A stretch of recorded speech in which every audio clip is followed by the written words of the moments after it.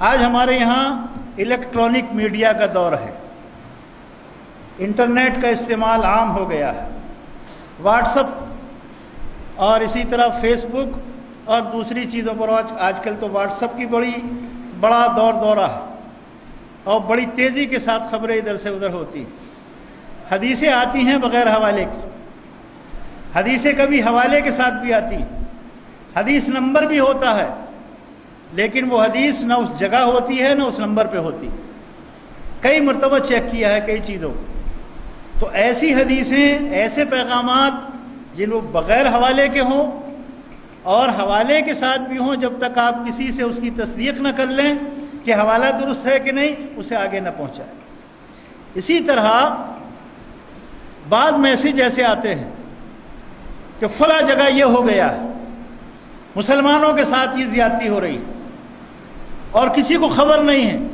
آپ اس میسج کو جتنا جلدی ہو فارورڈ کریں، سارے لوگوں کو بتا دیں۔ اب آدمی لگا ہوا ہے، اس کو بھیج، اس کو بھیج، اور جب تلاش کرتے ہیں حقیقت پتہ چلتا ہے کہ کچھ بھی نہیں۔ تو اس طرح کے واقعات بھی ہوتے ہیں۔ یہ قوم کو گمراہ کرنے کی بات ہے اور بلا وجہ اشتعال پیدا کرنے کی بات ہے۔ اللہ تعالیٰ نے ہم مسلمانوں کو حکم دیا ہے، ان جاءکم فاسق بنبأ فتبینوا، کوئی فاسق کوئی خبر لے کر آئے تمہارے پاس تو اس کی تحقیق کر لیا کرو، اس کے بارے میں معلومات کیا کرو۔ ہمیں اللہ نے تحقیق کا حکم دیا ہے کہ خبر کوئی آئے، کہیں سے آئے، اس کی معلومات کریں۔ اب ایک میسج آتا ہے کہ محمد صلی اللہ علیہ وسلم کے بارے میں ووٹنگ ہو رہی ہے کہ دنیا میں 1 نمبر کا آدمی کون ہے، اور مسلمان جلدی جلدی ووٹنگ کریں۔ بتائیے آپ، اب لوگ لگے ہوئے اس پیغام کو آگے بھیجنے کے سلسلے میں۔ میرے بھائی، یہ توہین ہے رسول اللہ صلی اللہ علیہ وسلم۔ مسلمان اور اللہ کے نبی صلی اللہ علیہ وسلم کے لیے ووٹنگ کرے گا جنہیں اللہ نے منتخب کیا، جنہیں اللہ نے منتخب کیا ہے انہیں اب دنیا والے منتخب کریں گے۔ یہ دشمنوں کی سازش ہے۔ ایسے کسی میسج کو فارورڈ نہ کریں بلکہ رد کر دیں۔ اچھا، یہ بھی نہیں پوچھتا کوئی آدمی کہ اس کو سب سے پہلے کس نے بھیجا ہے اور کہاں سے یہ آیا ہے۔ محمد رسول اللہ صلی اللہ علیہ وسلم کی شان اس سے کہیں اونچی ہے۔ اللہ کے رسول صلی اللہ علیہ وسلم سے بڑا دنیا میں کوئی نہیں ہے۔ ووٹنگ کی ضرورت ہی نہیں ہے، یہ ہمارا ایمان ہے، ہمارا عقیدہ ہے۔ ووٹنگ کی قطعاً ضرورت نہیں ہے محمد رسول اللہ صلی اللہ علیہ وسلم کے لیے۔